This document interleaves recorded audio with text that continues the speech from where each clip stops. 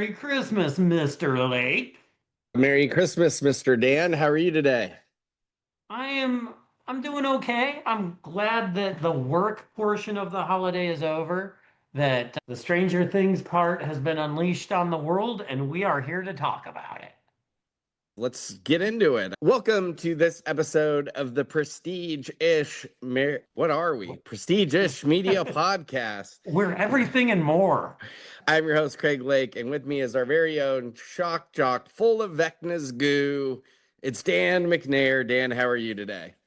I'm doing good. I imagine you inferred that shock jock was going to mean electrocuting your athletic supporter, but I'm sure you were disappointed when that didn't exactly happen here. Yeah, well, we kind of were led to believe that the former Squawk DJ was like a diddler or something, or ran away in some sort of controversy. So I think some of the Twitter speculation was maybe we'd get to see how he left or something. But I think pretty good that we just kind of get into the action here. Initial thoughts and a rating on chapter 5 on this Christmas evening, not Christmas Eve, but evening. What'd Night you think? of Christmas. What'd you think? Um, I there were some good parts to it. There were some things that soured this episode for me a little bit. I'm sure we'll get into it as it goes, but it reset to, I think the net effect of all the goods and bads were about as weak of an episode this season that I can remember. There are parts that I'm struggling with, and if you think it was great or awesome, then much like Dustin and Steve, then we need some space. I was gonna give it an 8 just because but I don't think it was like it didn't blow my socks off, you know. This is an overall show I've liked. I guess we haven't really talked Game of Thrones season 8 yet. Like we've danced around it, but we haven't gotten to the meat and potatoes.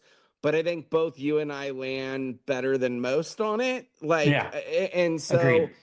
and I think that's where I am here. You know, this isn't without its flaws. This season isn't without its flaws. Like I feel like I'm just for now, and our roles as Pollyanna change sometimes, but I'd rather, focus what I like and enjoy going out of this thing than focus on the stuff that I don't like. Kind of like season 4, like everything but the Robin and Steve and Dustin's storyline was. And so I just kind of chose to live here. We talked about it, with the first few episodes, like they split up the things I like, and we're getting a lot of things I don't like. But I don't know, man. I still got to believe that we're going somewhere that's going to be satisfying. But I will admit that this episode did a lot. I don't know if you remember, I think was it Russell Westbrook who said about Patrick Beverly or vice versa? He's like, he's tricking you all. He just like runs around out there and he tricks you but he doesn't really go anywhere or do anything. Maybe that's what this episode was, like there was a lot of stuff happening, but I'm not sure where it really got us to your point. Is that where you're going with it? And what was your rating on this episode? So my rating was 7.4. And I like your comparison to the last season of Game of Thrones. It just felt to me like even though the fans might not have appreciated how the characters developed, at least a lot of things were happening. And I can appreciate where you're coming from. Like, I just want to go through and enjoy it. But where I'm getting weighed down and I guess a little heavy in my watching of it is just the character dynamics being trudged through the mud with like Elle being upset at Hopper again, and Steve and Dustin fighting again, and Nancy and John Mark Byers, having their, and it just feels too much, and it makes me wonder: is Vecna shedding into the water of Hawkins? Is he doing a Pennywise move there? He's certainly gooing his way around. There's plenty of splooge metaphors to go as we explore this thing further, I guess. Let's get into this thing and just kind of see where we're falling as we go through it. I kind of like that we didn't get a first season, half a season recap, but they redressed the last scene a little bit to kind of get you into the episode. So I thought that was an okay start. We finally see like Will say that Mike's like a real honest to God sorcerer We see Robin's crying, Lucas is upset.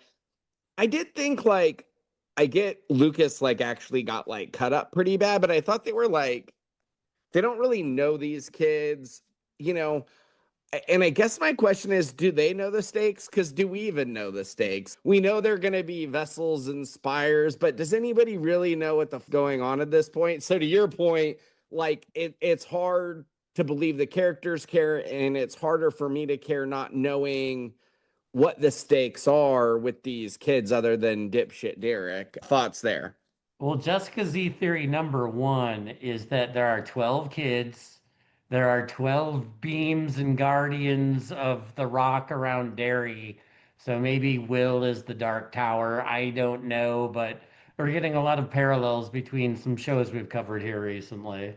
For sure. I think maybe Will wants his dark tower explored. I don't know. So to that point, we'll say we failed, I failed. He's kind of going through this whole thing.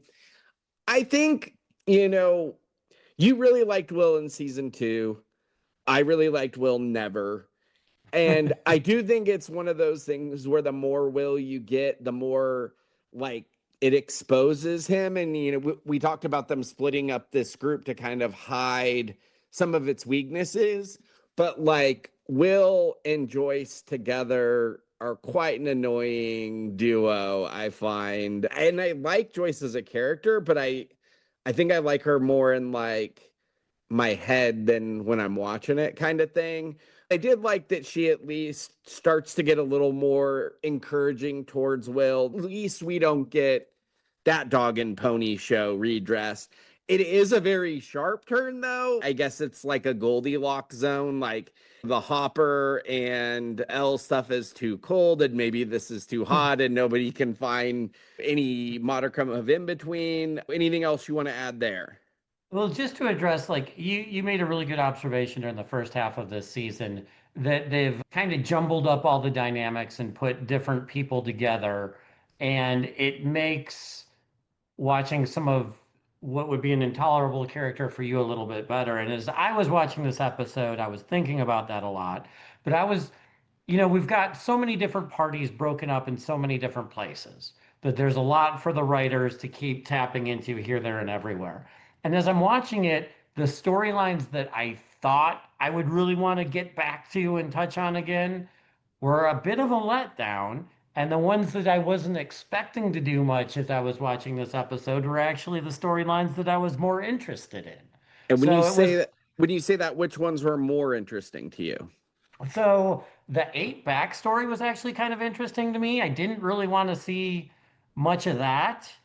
The radio tower stuff was interesting, but everybody running around the upside down Hawkins lab was a total drag to me. And those are the characters that I generally like the most. Yeah, I think for me, Holly and Max probably held the most interest for me, and Delightful Derek, dipshit Derek making a return, like Michael Jordan in the 4-5 jersey. He's got the line of the episode too of our prestigious faithful. Oh, he does. He does. I forgot about that almost. But yeah, I think that the 8 stuff, I would say the stink of her stinks up everything and anything you're feeling. It's her presence that is creating it. So we do see the kids and Henry at the home, and he talks about a way to defeat the park darkness and the kids being special, kind of grooming them. We get an eat, play, rest type of deal. Tomorrow it begins. Holly asks if he's leaving, which he's not.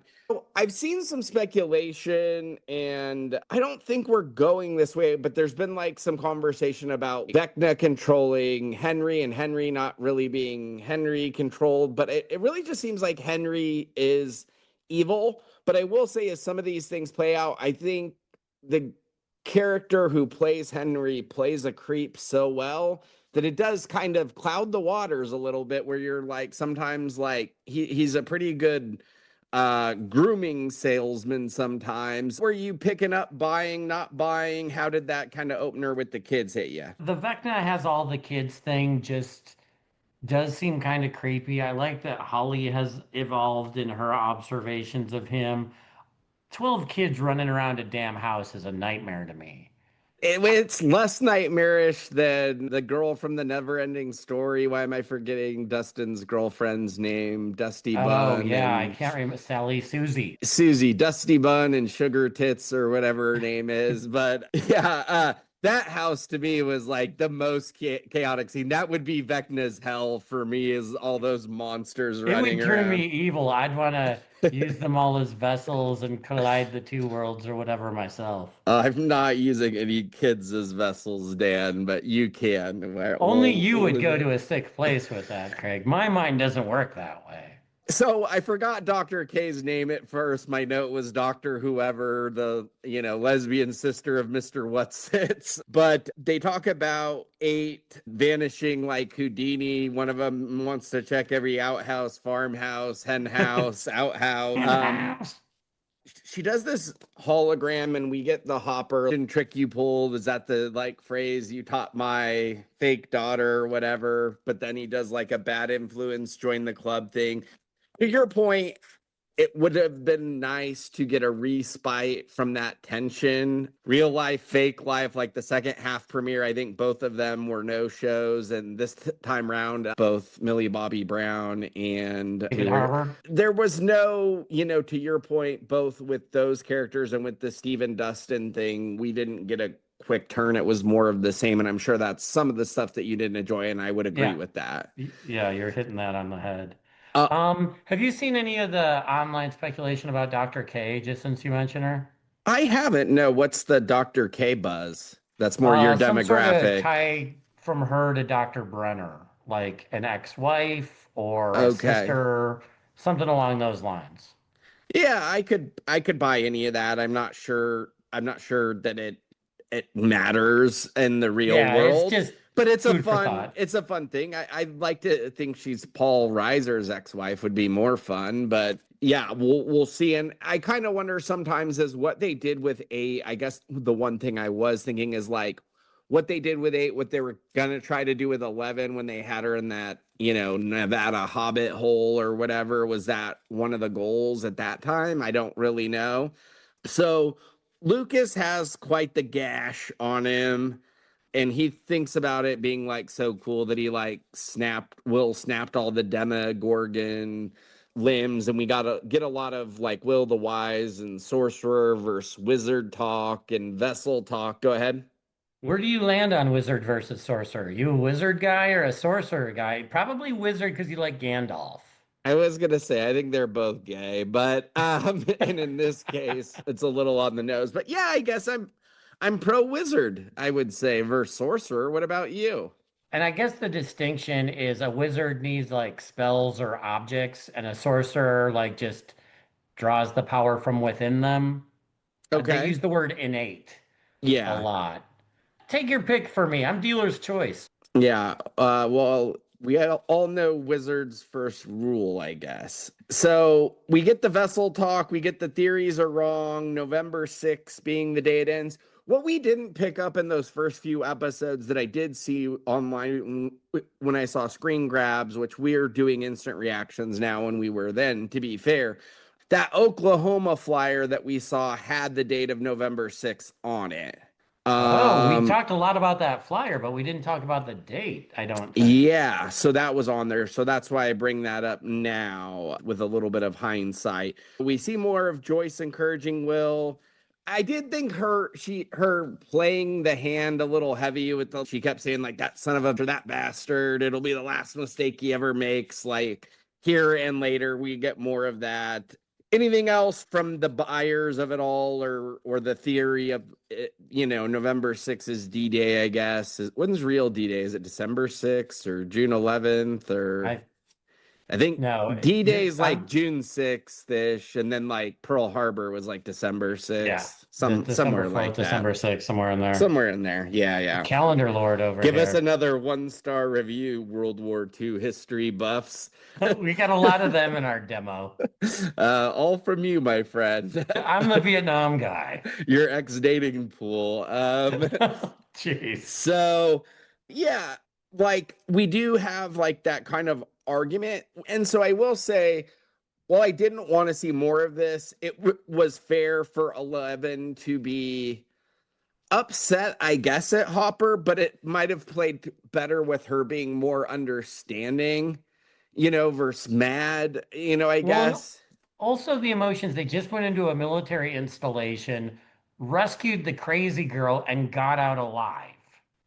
Like you would, my experience, if I'm put in that sort of thing, is like jubilation. We got away. Oh my goodness. I'll be pissed at you later, and we can talk about it later. But right now, this is a victory. Let's celebrate it and keep going. Yeah, you would think there would be some adrenaline or rush of endorphins, but we get right back to the slums of it all. But she brings up him lying, him planning to die, and he always will, or always was. So to the point of this episode, Dustin, Steve, Jonathan, and Nancy are not in the church like they were supposed to be. The new group is in the church of Hopper, 8 and 11, and then the old group is at Hawkins Lab. Go ahead. Well, because Dustin like triangulated the wall and figured out that Hawkins' lab was like the center of it all or the place to Yeah. go to fix it. Yeah, maybe you should have taken a note out of Nancy's book and written a note in Vecna vines or something. It's the old Lost. Do we leave the plane or do we get water? Dog and pony Robin learned show. her lesson. She said she was going to leave a note next time. So why can't they figure that out? Yeah, the right move might have been to leave one person there. Maybe Nancy. Maybe she gets a little amorous by herself. I don't know. I'm just spitballing here, right? Fan All fictioning. right, this isn't time for your fantasies to come through. We're covering a show here. I'm trying to brighten this thing up, man. You're trying to bend Nancy over an imaginary upside down wall. I'll show her the upside down. All right. Yeah. So they're in Hawkins' lab. They end up in the rainbow room.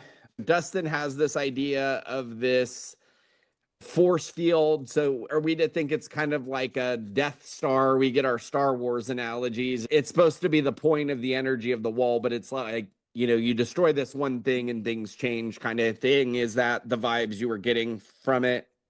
What I was taking, are you familiar with Return of the Jedi? I'm just familiar with the bears that kids love or whatever.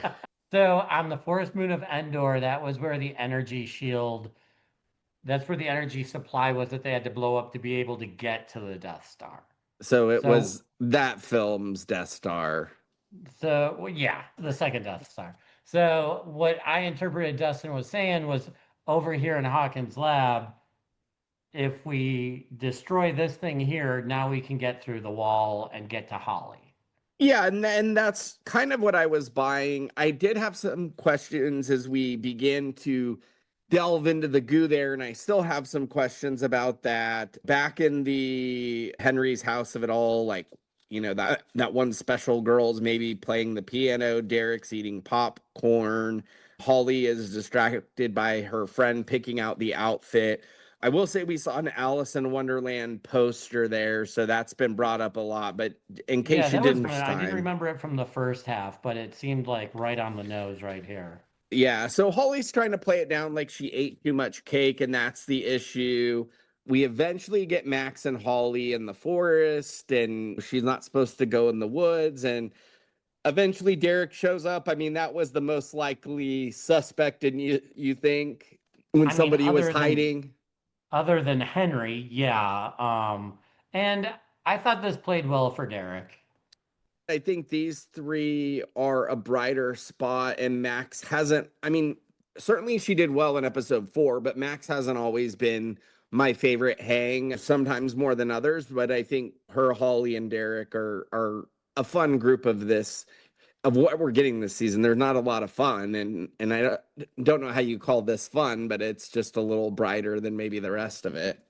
Yeah, like what's going on here was one of those gravitational spots in the episode where I'm like, okay, this is where things are moving forward. This is where things are happening. And fun is a good word. I don't know if it's exactly it, but it makes me smile.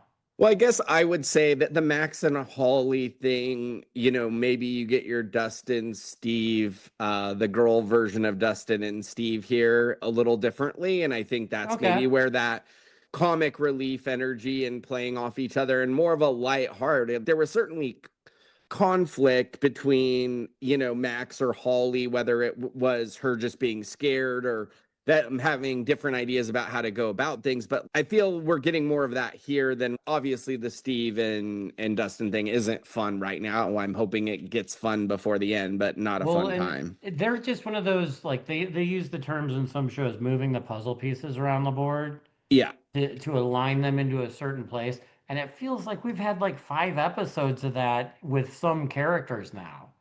Yeah, it's an interesting last season for sure. To your point, I think Game of Thrones had to move a lot in a final season, and maybe this is moving too little. And Yeah, and well and said.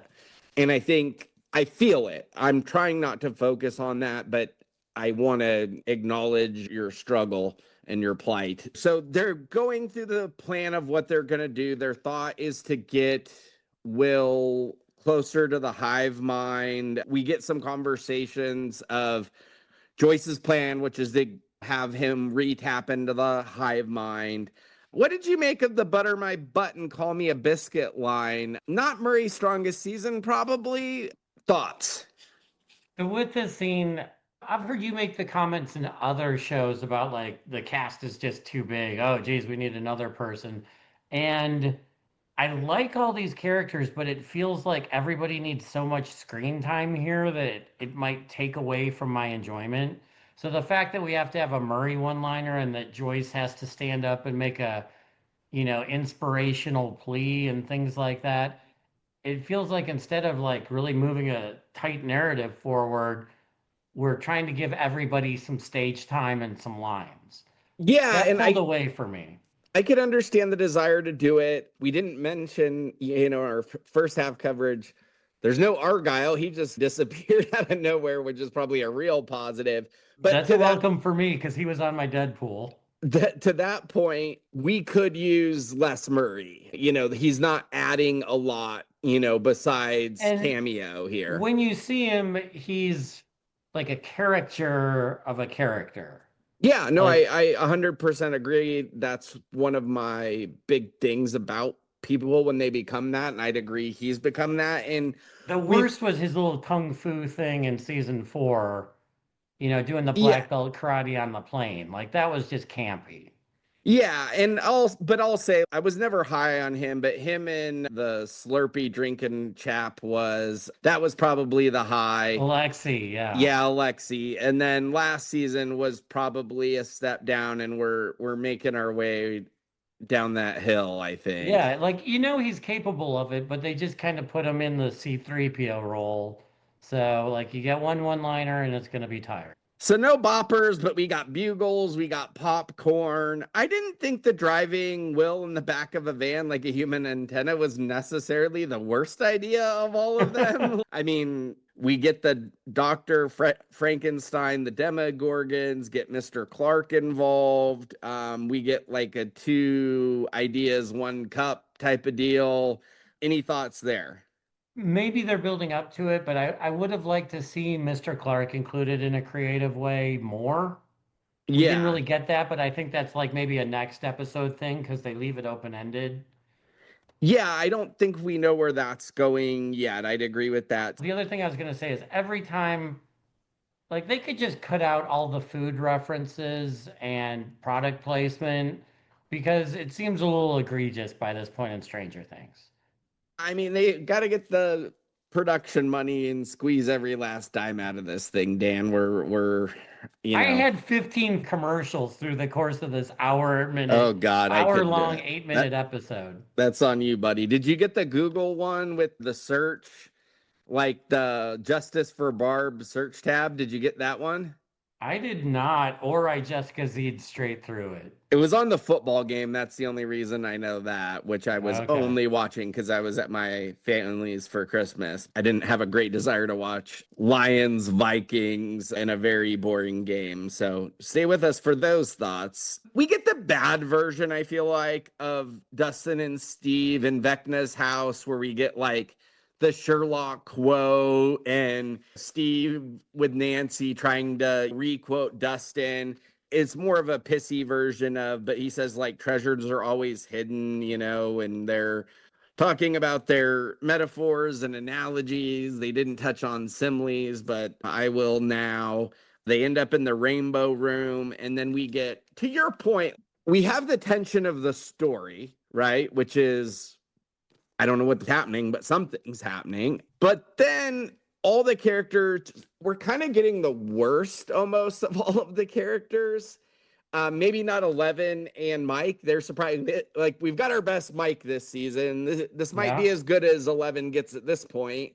This part, at least. I've already, well, certain. Well, first season, I would say she was strong when she was just Yeah, like, yeah, yeah. But I'm saying like the first half of the season maybe wasn't great for her either. But she wasn't annoying this episode yet. And like I said, Mike first season obviously definitely better. I'm just saying it's the best version we got of him and recently. yeah, good. Yeah. But Okay. but where I'm rounding is like Jonathan and Nancy is a drag. Steve Dustin is a drag. Ellen Hopper is a drag. Will's not my favorite to begin with, and it's I like, think I'm talking you down from your rating right no, no, now. no. I still enjoy it all. Like, we're just critiquing something. So for fans of the show, I still love the show overall. But it's like there's a point where what are the stakes? And is the stakes all these annoying people die? Like, at a point, are they making you wish it was over? And I don't think they've balanced the tension well. They're trying to create emotional character tension, but with the tension that's already in the story. Like, I don't know if that balance is working, to your point. No, I feel like it's petulant eye roll constantly of, teenage drama amongst this. Like, I think Jonathan Amos was the Greek chorus here, where he's like, there's bigger things going on, and we're fighting about stupid. We need to be a team. Like, you could have just put that in subtitles and skipped 6 scenes for me.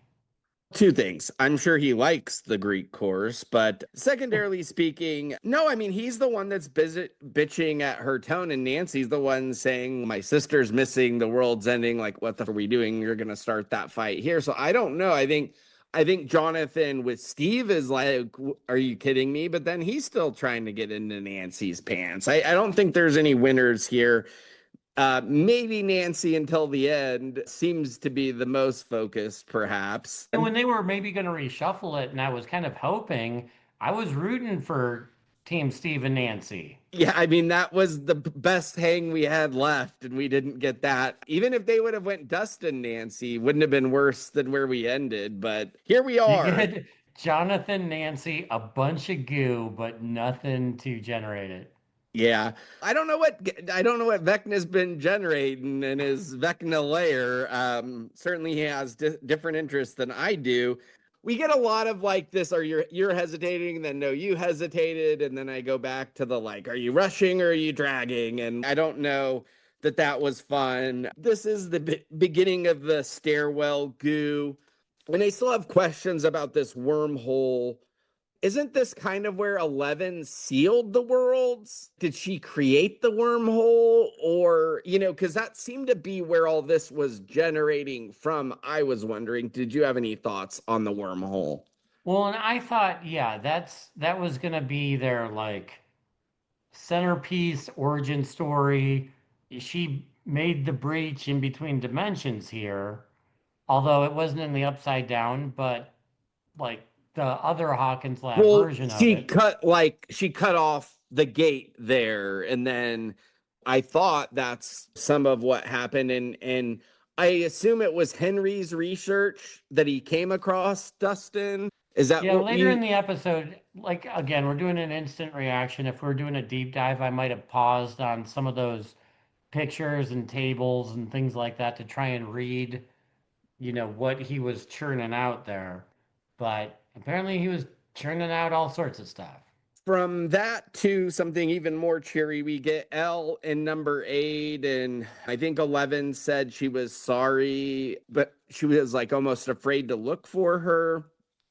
We find out that they killed Eight's friends, they were all such charmers, and Dr. K needed her and her blood, and they had her drugged, and she talked about the whole vampire thing. I think I'm gonna just kind of cover this in total. We end up with her kind of having all these kids, or all these women that were impregnated, right? Is kind of where we go Yeah, here. and they were trying to infuse supernatural blood to try and get more little superpowered human beings.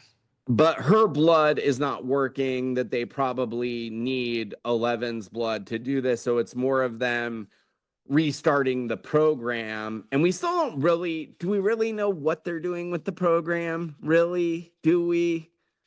I Like, mean, you would think that it would be like to fight the Soviets or something like that, have super telekinesis kids. I thought this was the best possible eight backstory in a concise way. We didn't spend a whole episode here. We spent like a scene and a half. yeah, no, I don't agree with that. And I do agree this part, like the back sequence was about as enjoyable as this gets for her, but I don't know that her the point of how many characters you need, they're just trying to tie this loose end. We could have learned this a different way without an extra character here, certainly.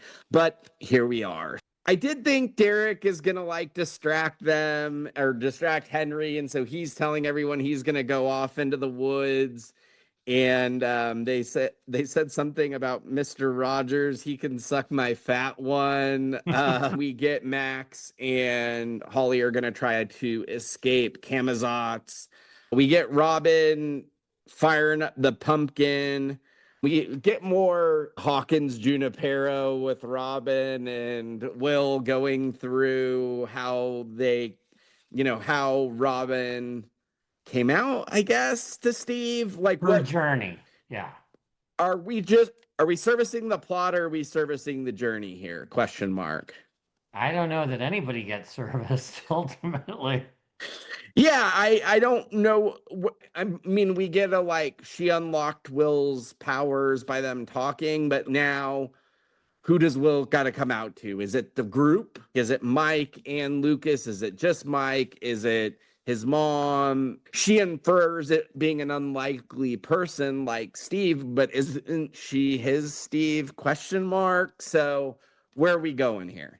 I, I don't know that I have an end game in mind for it. So maybe I'm more team journey. Cool. Yeah, I mean, I think it is a exploring their journey versus saving the plot a little bit. Like to your point of where we are, you would feel like we would be a plot or good journey, but I think it's middling journey and not plot. They talk about out sorcering the sorcerer, I guess. I don't know. I guess that's just an out joke. We do see a scene that I did definitely bring up in our rewatch scenes of Holly in the Poltergeist movie. We don't see Yes. her asleep on her dad's lap, I don't think. We don't get it that way, but certainly we get the Holly Poltergeist connection. We get the library. I did think it was interesting that he introduced her as Henry and not Mr. Whatsits. Oh, yeah, that is interesting. Just weird. So, noting that we get Steve in the Rubik's cube, and then they're both selfish, and they talk about. I do think we get some payoff here of in a bad way in some ways, but a believable way in that. On last season, it was funny, the Eddie and Steve vying over Dustin's attention. But here, it just turned so dark that it's not really enjoyable. But Dustin is, would you say, idealizing Eddie in a way, and Steve is trying to call him out on it? Where do you Well, lean here? I start to lean more Team Steve than Team Dustin, but where I do you really land? appreciated what Steve pointed out. He's like, none of it really had to happen. Trying to remember season four, like, I think Eddie tried to be a heroic figure, Well, I and think him he was trying to disrupting all the flying bats I might think, have. yeah, I mean, I think he was trying to buy them more time. I feel like they felt like they needed a longer distraction. I do think Eddie had a small impact, and not to Gandalf for Lord of the Rings of it, but you have no idea what small parts people have to play in a journey like this. You know what I mean? With someone like Sauron or Vecna or the Mind Flayer. So I'd like to believe that his death wasn't in vain, but I also don't need Dustin to S his D as much as he is either. In that part, I agreed Steve with. But when he said he made a dumb call and got himself killed, you knew this was gonna go bad, right? I mean, we know Right. we're what we're headed for, and we get this fight scene between them. It seems like Steve was holding back. What did you make of this? I mean, it didn't make me feel good. I would agree with Team Steve, even though like I liked the character of Eddie. It's just Dustin is so petulant this season, and he's such a good character that he's rooted in this space for so long. It's not a fun watch. Yeah, season two in this season, tough Dustin watches for me. Jonathan and Nancy started talking about it being like Chernobyl, and my note was Chernobyl of splooge. They mentioned that the air is clean and there's no spores there. That's So, probably more relevant than I really took at first listen. yeah, I mean, I guess that's how they're illustrating that it's like the in between, but we thought the upside down was the in between, maybe, or I don't know. Like it's interesting. We definitely did get the payoff from the Mr. Clark wormhole discussion that we thought we were getting. Maybe not dissimilar from the way, but not exactly how we thought. When we go back to the 11 and the 8 thing, she mentions like her mama and like Henry's blood being in both of them, but it seems like 11's is more usable potentially. Or coveted. And Ultimately, so this seems to be Dr. K's plan for 11. so she basically says that they're both like Henry because they're of Henry and no Oh, happy ending. Henry. No happy ending. Speaking of, That reminds me of a recent news story, Craig. what is the news story? They're shutting down all of the massage parlors near Sacramento. Oh, that's rough time for you. Well, that story has no happy ending. Oh, okay. Gotcha. I'm concerned that eight's gonna basically try to kill 11, kind Or of. turn her in, like, Let turn her into no, because she doesn't she wants this. I feel like eight wants this to end for whoever, however, by any means necessary, is almost how I read it. Because she says there are no happy endings. So it's like I think the fear is 11 falling into their hands to create and so more she's of gonna this try and perpetuating horror. Yeah. So that's interesting. that's kind of my vibe on it. And You it's did like, allude to all of the pregnant, knocked out people, and I think that I captioned that The Secret Lives of Zombie Moms, which would okay. be a Hulu show that I would watch. Yeah, probably a better hang. Derek is confronted by Henry and he asks who gave you this map. And he says, your mom, which, you Line of the know, episode. and we see him say, like, you're fool of a father and snake of a mother and of a sister. I mean, he's going pretty heavy handed with a 10-year-old or whatever age Derek is. Any thoughts here? I mean, just from the previous thing I had that Henry is the ultimate papa, with the whole blood thing. But Derek with the your mom line, he was the spirit animal of the podcast right there. Yeah, and not to Gandalf it back, but he did everything but say you fool of a took, Henry did there. So they're looking for things in these dreams that are like slightly different, or these sequences that Max and Holly are going through. So they find the breakthrough in the middle of the merry-go-round thing, and Holly's scared, and so Max is trying to walk her through it like they're closer to the home as we are, kind of bringing this Demigorgon up to the top. My note is shock, jock, get it. I mean, if we hadn't, got it by now, I think we get where this is going. We get a thank you for trusting me with Will, and this is the kill the bastard deal. I did appreciate the Frankenstein call out by Robin. We have to believe maybe she had a young Frankenstein video at the video store, or they had at least Hmm. seen the film. Will's getting his goosies. So eventually he channels, he finds out that Vecna's hunting Holly and Max. I think we see And then like, Lucas like perks up, which was it was neat to see like the interdimensional connection there. yeah, that's interesting. We do get kind of the like tower doors where the spires we think are going to be. Like the drawings look like, where the escape route is, kind of thing. Yeah, and the whole time I'm like, just run through the freaking door. Yeah. Well, it looks like they're high up though, but like I think she walked over it before in the past dream sequence. I don't really remember how that all looks, but we get from Vecna, like, at long last, the fox is caught, which is kind of an interesting line for a red haired Max. Will has Vecna at a point. What do we see there, Dan? Well, he will take so I guess Max is being choked out, Yep. and you see her like heart rate dropping back in the real world. Right. Holly makes the comments like, I should have fought, and Max tells her, well, that was the old Holly. Then Holly's standing there with the fireplace poker and doesn't take a swing. He's a. And so Uh, it's like, so who's going to save this? And obviously, Will, steps in, has a nice heroic moment, gives him a chance, speaks through Vecna, tells him to run. He shapeshifts through all his different things, and here we are. yeah. And so they end up high voltaging the Demigorgon, and we get your justice for the smoke monster here as he escapes the Demigorgon.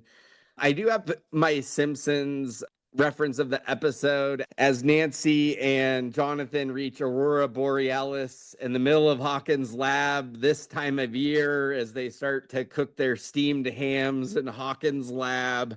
But the magic energy field that they think is this dark magic thing is this is happening. We get the warning from Dustin. It's not what I said it was. I was wrong. And that is the one thing that the tension between Steve and him build positively. It's finally nice to get a definitive like Dustin is wrong, so maybe he can kind of backtrack this thing a little bit. Some of his smugness that we've seen. He's like, if you destroy it, you'll die. This is something else. And then we get a you're sure about this, and then you know He gunshot. pulls the trigger. Yeah. Do we actually hear a shot? Well, she pulls the trigger, so there must be one. Yeah, I didn't Uh, quite know how that for the listener that's episode watching of this back to Gal. back, we haven't seen what happens next. Yeah. I'm thinking as there's all this radio chatter and Dustin's got the broken antenna and he's trying to keep Jonathan and Nancy from shooting through all of this running up and down the stairs and screaming into radios, we don't see Steve at all. Yeah. So I'm thinking maybe Steve moves the gun, reaches in and deflects the bullet from shooting into the thing, somehow knowing what Dustin said. Yeah, and like you said, we're doing instant reaction. So we're gonna edit and load this and move on, and we'll be on to episode 2 next. I do want to say, Well, episode six. well, yeah, Six. episode 2 of this batch, but yeah, episode 6 or chapter 6, I guess, to be more specific. I know we're a little negative here. Once again, I gave it an 8, you gave it a 7.4. Both of those are not bad scores. I think 7.3 might have been your lowest this season. For as disappointed as you have been, it's not really that low per se. And Relative to so other shows. yeah, and I guess sometimes I play devil's advocate and I have in places, but I'm not going to acknowledge that there aren't weaknesses here, but I'm enjoying it. I was so excited to watch. I'm excited to watch the next episode. This is a fun time to be a fan and enjoy something, but we are, if we're commenting on it and we're being honest about what we're watching, it's not perfect. That's all. Yeah, we've got an obligation to you, the listener. Listeners, I always say. But yeah, so we'll be back for more soon, and looking forward to better things and better times. Here, here. So Did you finish Pluribus? I did finish Pluribus. Do you want to have any commentary on that? Just, I don't know what an A-bomb is gonna do. Like, was that Yeah. literal or figurative? I think it's literal. They kind of jokingly talked about. I did listen to the Watch podcast, and they had Vince Gilligan and Rhea Seehorn on, and they kind of mentioned some of the things that they've painted themselves into early in season. Like I think it was like the machine gun and Breaking Bad, and the bear at the beginning of the episode season, which he did say they had a little more direction for the bear, but he was like kicking his ass over what he was going to do with the gun that one season. But yeah, it seems like they have a direction for it. That was kind of interesting. I think overall the season ended well enough, and I'm interested in seeing the next season. I think at this point they can get 3 seasons out of it, but I don't know that I would have made a 3 season show out of it. But I'm enjoying it. What about you? So we didn't really, I don't think we compared notes about the previous episode that was like, We haven't covered, I think, at least the last couple. yeah, well, there was the episode that's like half the journey of the Peruvian dude or Yeah, wherever he's from. Paraguayan or whatever he is, and the one that was half her just like around being lonely. Yeah. And like the half that was her, like I enjoyed. I thought that was cool. I didn't mind like all the foreplay, just a day in the life of this world. But him trying to navigate like the Central American jungles and whatever, I just totally was into my phone that entire story arc. Yeah, this has been an interesting season of television of it's slow, but you have to almost watch it, Hmm. like, but I'd rather be doing something else sometimes as it drags. But The concept is interesting. It's just sometimes the working through it, and maybe it's the actor that plays the other guy. Maybe a lot of it's just in a foreign language. I've Like, rounded the corner. Like I thought it was a strong close for Manusos. I thought the close was strong. So I'm interested to see where it goes. And I think the dynamic of her kind of cracking and putting, on a pedestal. you needed some good lesbian love scenes, I know. Yeah, yeah. No, everyone's gay. But as we've said, I mean, we keep kind of landing there. I don't know how much we got in it. Did we get any gay from Welcome to We kept Derry? waiting for it. I was expecting it, but we didn't get it. So that might be the only thing that hasn't been gay in a long time. Like Um, going back to like the penguin or something. and then I think some of those like hookers had to be gay. Some of the, there had to have been something. I don't know. But yeah, you might be right. But it's been a while since we haven't been gay. So that's cool.